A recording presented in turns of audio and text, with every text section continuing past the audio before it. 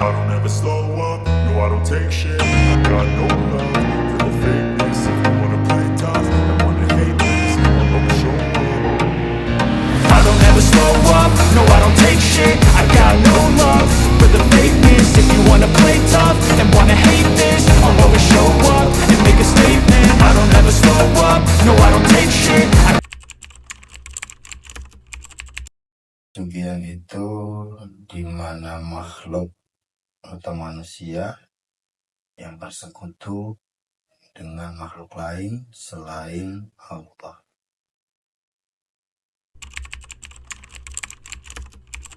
Pesugihan itu banyak macamnya, banyak banget, dan mungkin dihitung bisa puluhan sampai ratusan. Itu ada pesugihan yang kandang kuda, ada babi ngepet, terus ada tuyul, ada yang pesugihan memelihara kuntilanak, ataupun bisa pocong, ataupun genderuwo, buta hijau, dan lain-lain. Banyak macamnya pesugihan itu sendiri, tergantung peminatnya masing-masing dari si individual.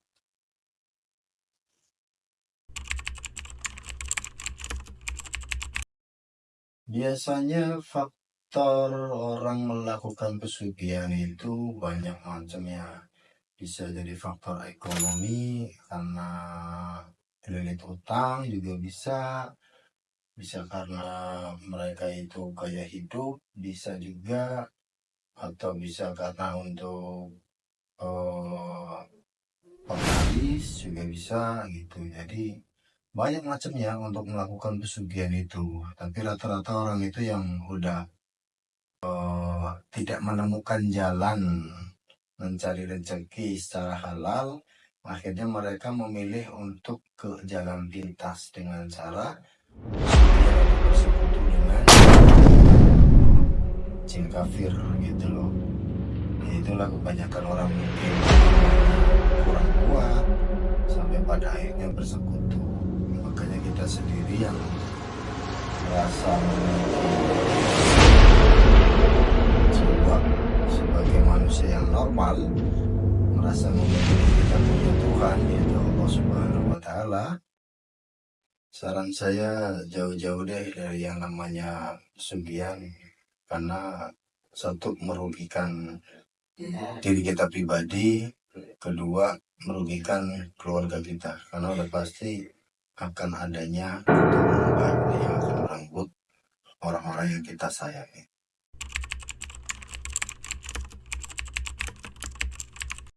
Iya, karena jin itu pribadi, jin kafir tentunya ya, ketika manusia itu melakukan sebuah persekutuan, jin itu nggak akan begitu saja ngasih gratis. Yang pertama, orang melakukan pesugihan itu satu, yang akan digadaikan keimanan kita kepada jin kafir itu pribadi ataupun iblis. Kedua, nyawa kita sebagai pengganti ataupun orang-orang terdekat kita yang kita sayangi, seperti anak, istri, ataupun kedua orang tua kita.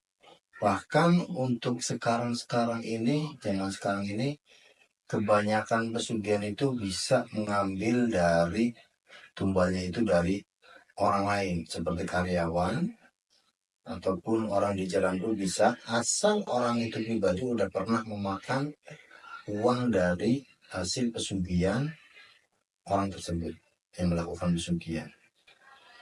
Jadi sangat-sangat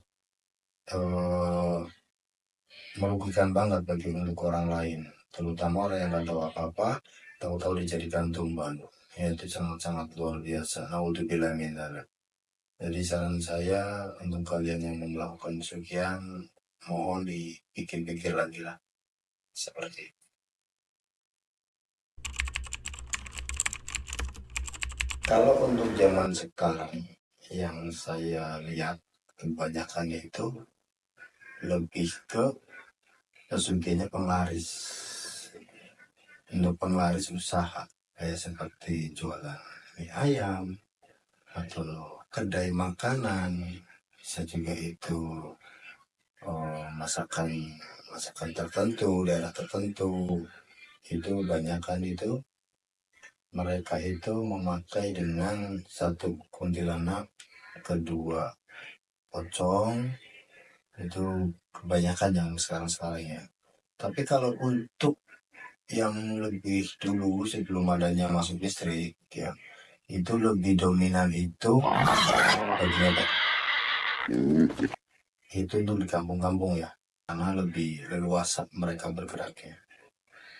Yang kedua itu ada pesugihan tuyul, itu sangat-sangat banyak banget untuk di kampung-kampung itu banyak.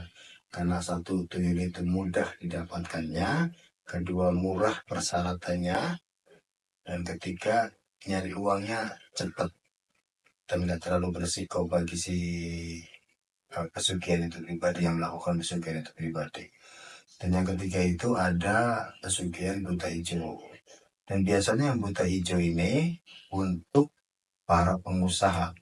Ya, usahanya itu semakin pesat, mendapatkan keuntungan yang berlimpah dari usahanya.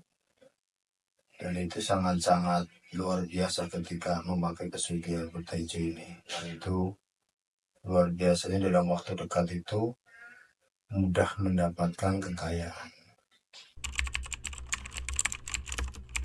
Nah ini, kadang-kadang banyak oknum-oknum dukun itu yang nggak paham tentang masalah pesugihan, sampai dia dagangannya laku, keilmuannya langsung menawarkan pesugihan putih tanpa tumbal. Dan saya bilang itu dukun yang namanya pesugihan itu udah pasti bersekutu sama jin, atau bisa dikategorikan itu jin kafir ya, saya tegaskan ya, karena jin itu ada dua, jin kafir dan jin muslim gitu. Dan itu pasti sangat-sangat tidak paham masalah pesugihan. Itu murni oknum dukun yang menjual keilmuan biar laku aja, tujuannya untuk mengambil mahar dari si calon pesugihan itu pribadi. Dan yang saya tahu, pesugihan itu semuanya memakai tumbal, baik secara langsung maupun secara tempo gitu.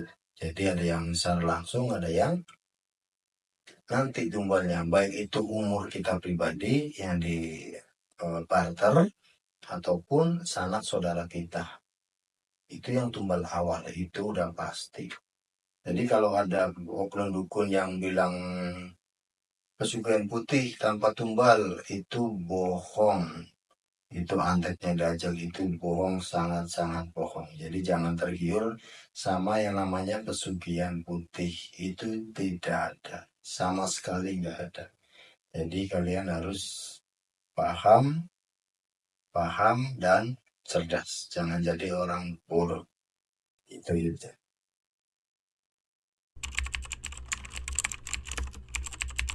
Saya jawab, bisa.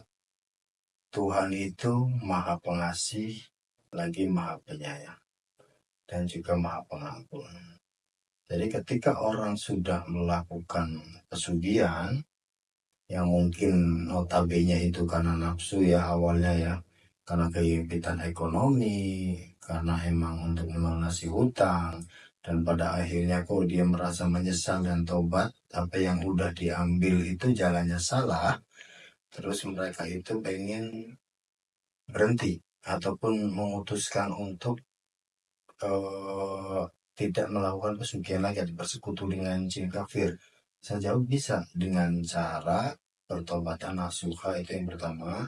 Kedua, cari kiai ataupun ustadz yang paham agama, bisa, ataupun orang spiritual yang mumpuni dalam hal spiritualnya.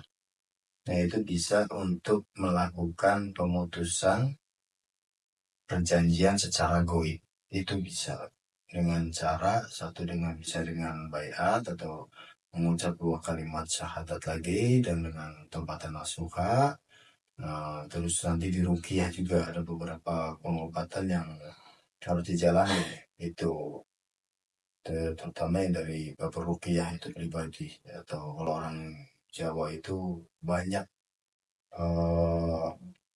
jalannya untuk melakukan pemutusan pesugihan itu pribadi gitu.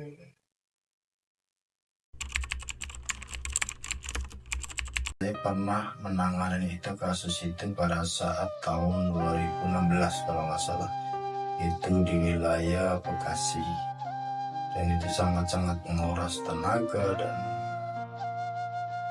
ya banyak waktu, ataupun terutama kita pribadi punya nyawa dan keluarga ya, itu sangat-sangat terancam karena kita berurusan sama yang nggak kelihatan, dan itu sangat-sangat melelahkan.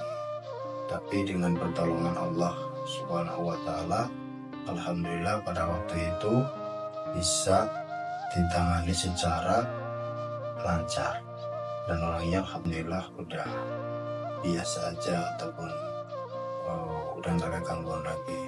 Tapi pada waktu itu tuh yang luar biasa, saya pribadi yang kena, karena saya pribadi yang ikut campur itu dalam masalah pemutusan secara goib itu, sampai akhirnya beberapa kali ada benturan energi lah, atau secara kasarnya itu tarung gitu, secara tak kasar mata itu yang luar biasa.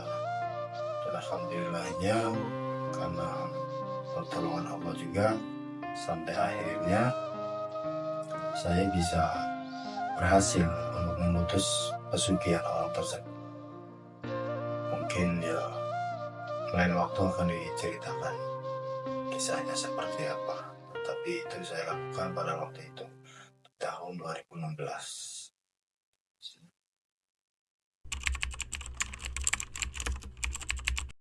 Saran-sarannya dari saya, Al-Fakir Ilmi, jangan pernah lelah jadi manusia, tetap pada porsinya, ikuti aturannya, jauhi larangannya. Karena kita nggak ada yang tahu sampai kapan kita punya umur, sampai kapan kita bakal terus bisa bernapas, sampai kapan kita masih bisa melihat dunia. Jangan sampai kita imannya tergadaikan sama makhluk selain dari Allah. Tetap Allah kita punya ketergantungan, tetap kepada Allah kita bermunajat, tetap kepada Allah lah kita untuk meminta segala sesuatu apa yang kita butuhkan, karena Allah itu maha kaya. Dan kita sebagai manusia jangan jadi pengecut. Mungkin itu dulu pesan-pesan dari saya, semoga ada manfaatnya. Assalamualaikum warahmatullahi wabarakatuh.